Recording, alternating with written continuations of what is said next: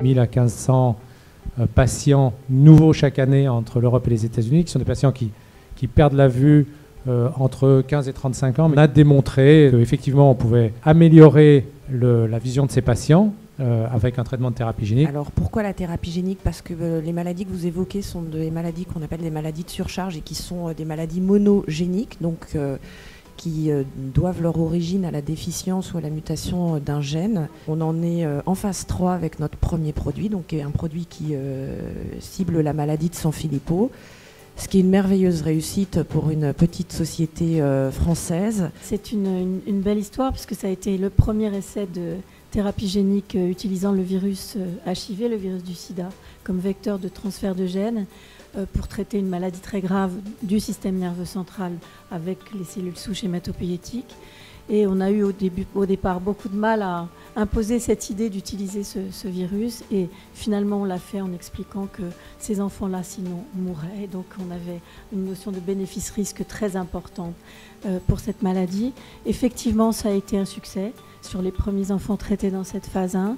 Grâce à cela, d'autres essais ont pu voir le jour utilisant ce même virus HIV avec beaucoup de succès dans différents pays.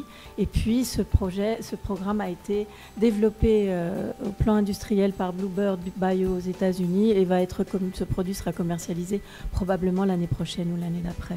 Donc c'est un gros succès d'origine française complètement. Le rationnel de Pfizer de rentrer dans la thérapie génique a été en fait lié à une analyse stratégique de son portefeuille.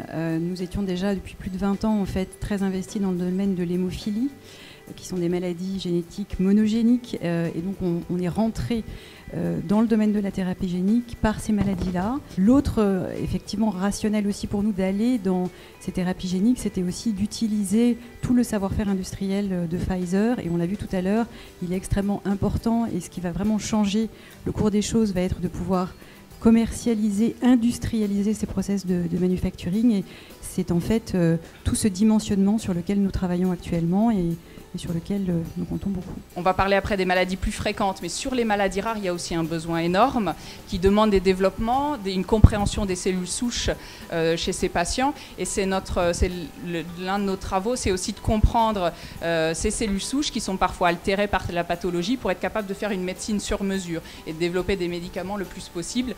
Voilà, avec les technologies d'aujourd'hui de séquençage, de multi-omiques diverses, on est capable de mieux comprendre et de choisir la meilleure thérapie.